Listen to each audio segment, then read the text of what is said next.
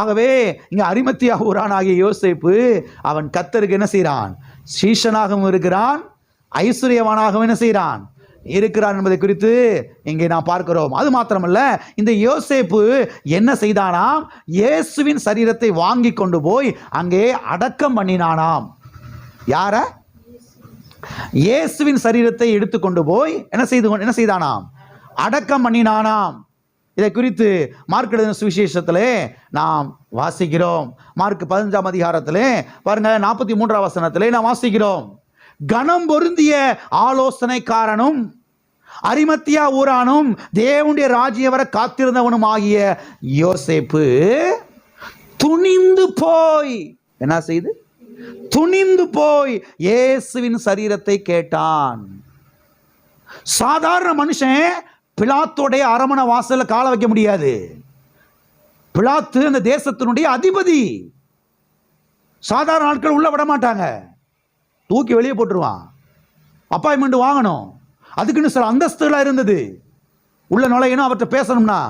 யோசேப்பு குறித்து இங்கே எழுதப்பட்டிருக்கிறது. அரிமத்தியா ஊரான யோசேப்பு துணிந்து உள்ள போய் அரண்மனைக்குள்ள போய் பிலாத்துட்ட பேசுறான். இயேசுவின் சரீரத்தை எடுத்து நான் அடக்கம் பண்ற அனுமதி வேணும்னு சொல்லிட்டு அவன் இங்கே எழுதப்பட்டிருக்கிறது, அனுமதி கொடுத்தான் என்று. யோசேப்பு கனம் பொருந்தியவனாய் இருந்தான், ஒரு ஐஸ்வர்யவானாய் இருந்தான், ஒரு செல்வாக்கு மிக்கவனாய் இருந்தான். எனவேதான் அந்த காரியத்தை அவனால் அன்னைக்கு செய்ய முடிஞ்சு. இல்லைனா இயேசுவின் சரீரத்தை அவ்வளவு மதிப்பு மரியாதையோடு அவ்வளவு வாசனை திரவியங்களோடு அன்னைக்கு என்ன செஞ்சிருக்க மாட்டாங்க? அடக்கம் பண்ணியிருக்க மாட்டாங்க, சும்மா போட்டு இருந்திருப்பாங்க. பணங்க, இவ்வளவு பணம் தேவை. எல்லாருக்கும் இருக்கிறீங்களா? போயிட்டீங்களா? தத்துவம் பேசலாம், எல்லாம் பணம் இருந்தால் தான் செய்ய முடியும், காரியத்தை செய்ய முடியும். ஆகவே யோசேப்பு செல்வாக்கு மிக்கவனாக, ஒரு அந்தஸ்து உள்ளவனாக இருந்தபடினாலே தான் துணிந்து உள்ள போய் கேட்க முடிஞ்சு. அவன் என்ன செஞ்சான்? கொடுத்தான். கொடுத்து அன்றைக்கு பாருங்க, இயேசு கிறிஸ்துவுக்கு ஒரு மதிப்போடு மரியாதையோடு அன்றைக்கு ஒரு அடக்கத்தினை செய்தான், அவன் செய்தான். ஆமென்.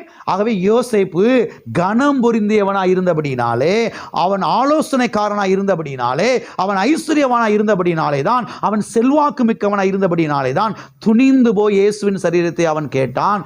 அதை பாருங்க, எடுத்துக்கொண்டு வந்து அடக்கம் பண்ணினான். ஒரு ஏழைகள் போய் கேட்டிருந்தாங்கன்னு நினைச்சிருக்க மாட்டாங்க. ஏப்பா, உனக்கே கஞ்சிக்கு வழி இல்லை, நீ எப்படி அடக்கம் பண்ணுவ? நாங்கள் கவர்மெண்ட் பார்த்துக்கிறோம், போ, கவர்மெண்ட் சார்பாக செஞ்சுக்கிறோம், நாங்கள் பார்த்துக்கிறோம், அடித்து பற்றி விட்டுருப்பாங்க, வெளியே போகணும், கழுத்தை பிடிச்சி தள்ளியிருப்பாங்க. யோசேப்புனால அவ்வளவு மதிப்பு மரியாதையோடு அன்றைக்கு அந்த காரியம் நடந்தது.